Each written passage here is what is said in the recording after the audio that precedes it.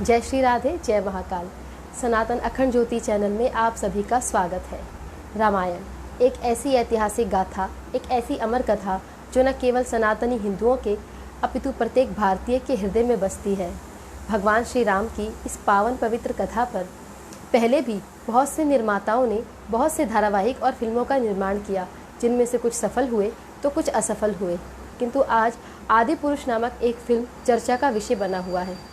किस प्रकार से इस फिल्म में भगवान श्री राम की इस पावन कथा का मजाक बनाया गया है, किस प्रकार चरित्रों के साथ, संवादों के साथ और हमारे आदर्शों के साथ जिस प्रकार उपहास किया गया है, वह किसी भी प्रकार से स्वीकार्य नहीं है, जिसके फलस्वरूप सनातनियों ने इन निर्माताओं को आईना दिखाते हुए इनकी फिल्म को सिरे से नकार दिया है।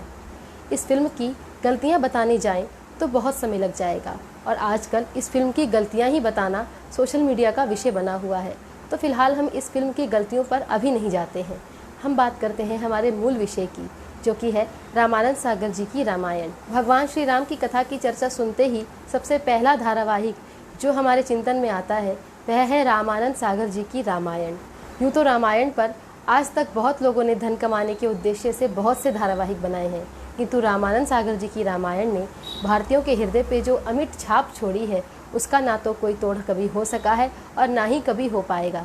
ऐसा इसलिए है क्योंकि रामायण बनाना कोई बच्चों का खेल नहीं है। रामायण किसी सड़क छाप मजनू की कहानी नहीं है जिसे कोई भी प्रोड्यूसर और डायरेक्टर आकर अपने मन मुताबिक बनाए और फिर वे ये चाहें कि जनता उनसे प्रसन्न होकर उनकी सराहना करेगी।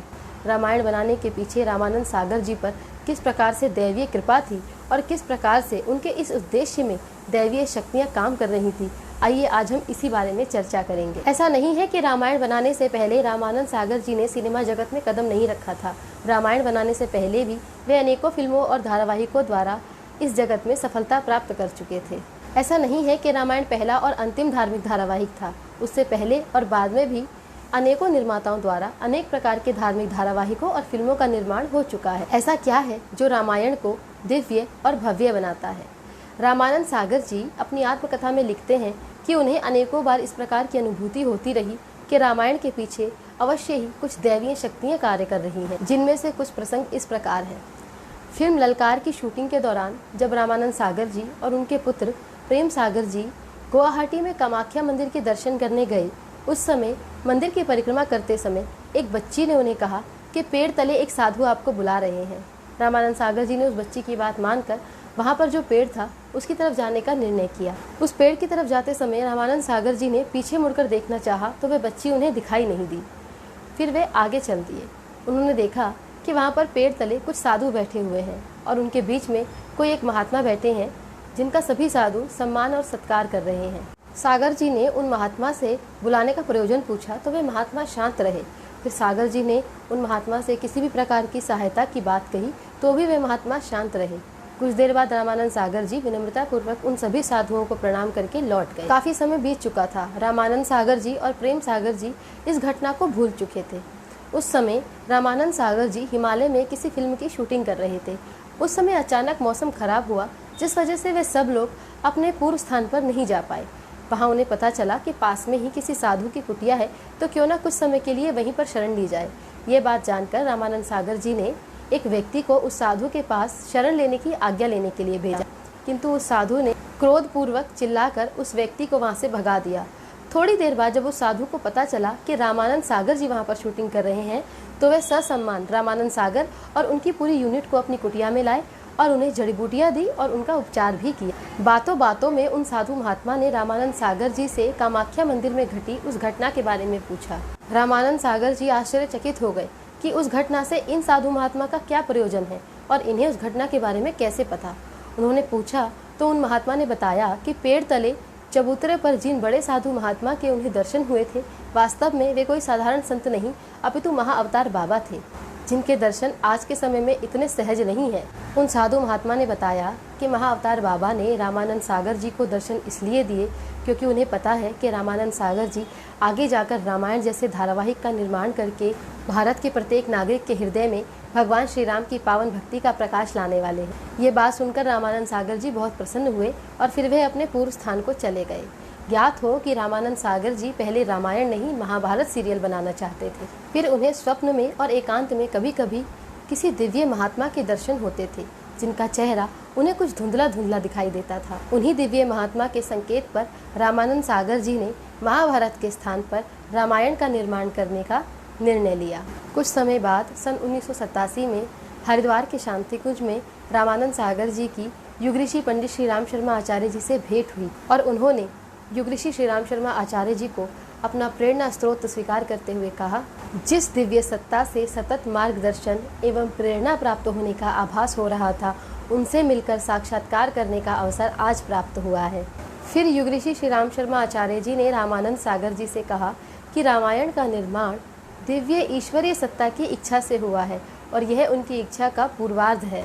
इसके उत्तरार्ध के रूप में आपको भगवान श्री कृष्ण की पावन लीला को जनमानस के समक्ष प्रस्तुत करना होगा। आज आम जनता भगवान श्री कृष्ण को माखन चुराने वाला और आराम से भोग विलास में लिप्त रहने वाला समझती है। भगवान श्री कृष्ण की महारास लीला के बारे में तो इस प्रकार की बातें होती हैं जिनका वर्णन भी नहीं किया जा सकता है।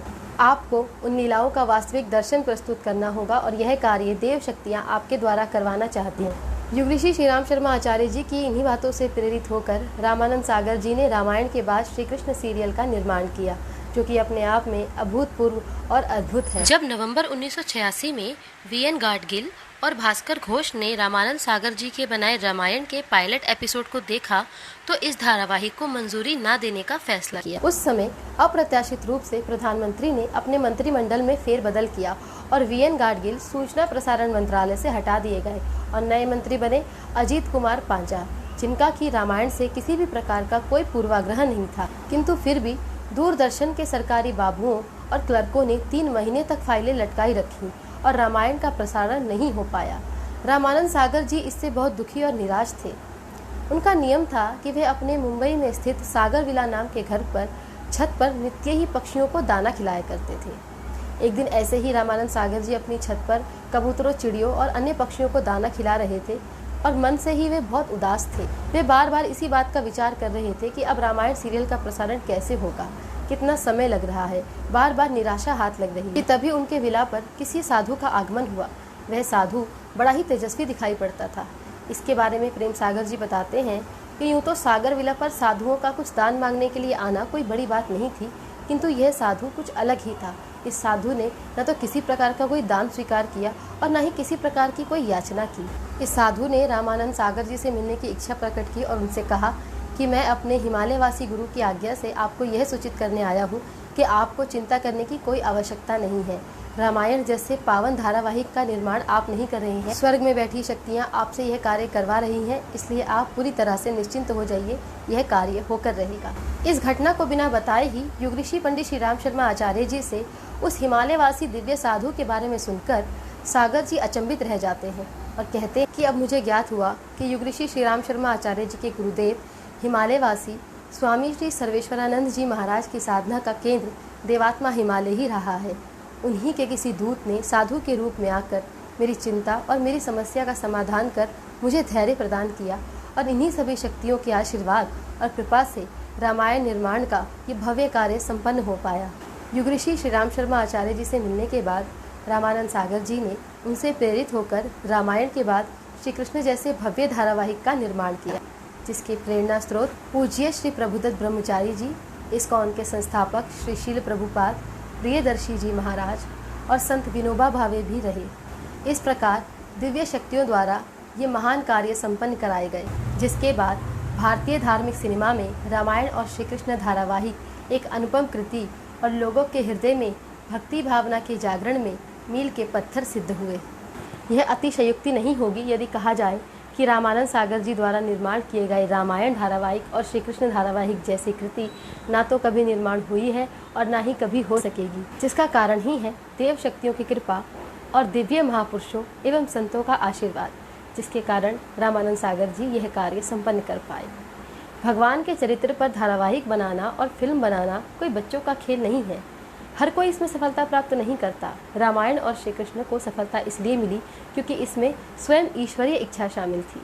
आज कोई भी नया कलाकार आकर, कोई भी लेखक आकर स्वयं को भगवान श्री राम कह दे या स्वयं को भगवान श्री राम की कथा का लेखक कह दे तो ये कोई बहुत बड़ी बात नहीं है, लेकिन ये एक बहुत ही दुख की बात है। हमारे प्रेम युक्त, मर्यादा युक्त और गौरवशाली इतिहास पर हमारी पौराणिक कथाओं पर धारावाहिक बनाना कोई नई बात नहीं है। रामायण और श्री कृष्णा के बाद भी अनेकों प्रकार के धारावाहिक बने हैं, किंतु वैसी सफलता सबको प्राप्त नहीं हुई, जिसका एक और कारण है उद्देश्य। रामानंद सागर जी का उद्देश्य मात्र धन और प्रसिद्धि ही नहीं था। उनका उद्देश्य था कि हमारी धार्मिक भावना को, हमारे भगवान की पावन कथा को जन जन के हृदय में स्थापित करना, जन जन को भगवान से प्रेम हो जाए। इस प्रकार से उन्होंने भगवान की लीला को जनता के सामने प्रस्तुत किया। उनकी भावना और उनका उद्देश्य शुद्ध था, इसीलिए ईश्वर ने उनका सदैव साथ दिया। और आदि पुरुष के निर्माताओं का साथ तो ईश्वर तो दूर, भारत की जनता ने ही नहीं दिया। इससे यह स्पष्ट हो जाता है कि आज से हर किसी को ये समझ लेना चाहिए कि भगवान के चरित्र के साथ इस प्रकार का उपहास और खिलवाड़ भारत की जनता अब बर्दाश्त नहीं करेगी। हम आदि पुरुष मूवी के बारे में ज़्यादा बात तो नहीं करना चाहते थे, लेकिन थोड़ी सी चर्चा जाते जाते ज़रूर करेंगे। इस फिल्म में चरित्रों का चित्रण जिस प्रकार से किया गया है वह एक उपहास तो है ही, साथ ही मर्यादाओं का भी ध्यान नहीं रखा गया है।